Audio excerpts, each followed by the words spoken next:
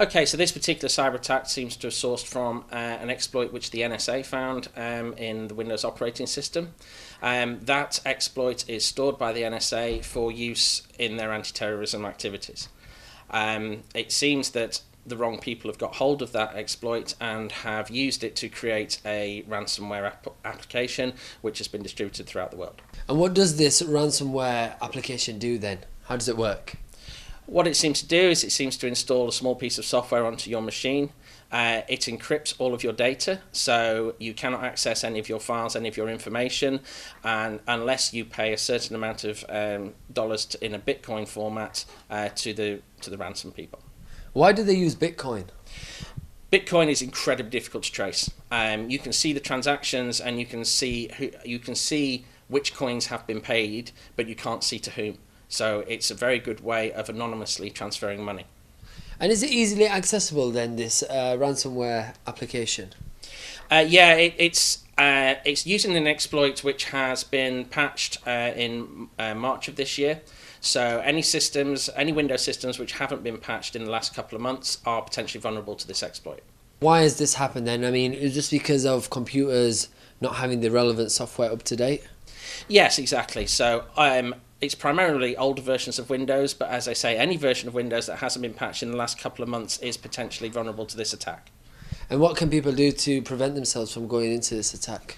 For most home users, it's very easy. They just have to keep their machine up to date, have a good quality antivirus software, and also, if possible, install an anti-malware application as well. And in terms of ransomware, should you pay it? Should you not? How does it work? There's two schools of thought on ransomware. For the owners of the software, there is very much an incentive there to release files once they have been paid.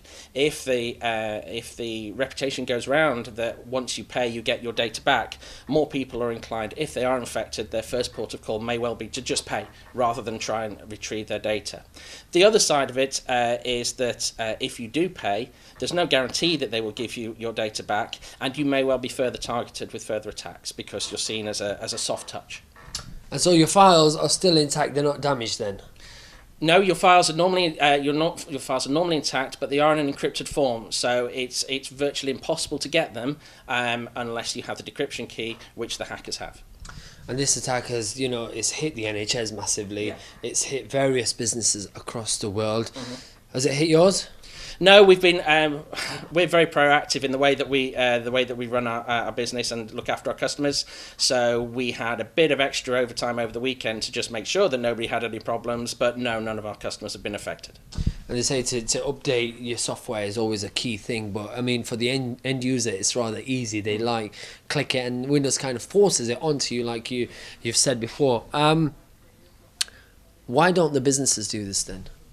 For operational reasons, for large organisations such as the NHS, where they have tens of thousands of pieces of hardware across many, many locations, you will find that with patches that are released and things like Java being updated and this, that and the other, you may well find that applications which the enterprise relies on no longer work. So it's quite common for large organisations to be 6 or 9 months behind Microsoft in terms of releasing their patches.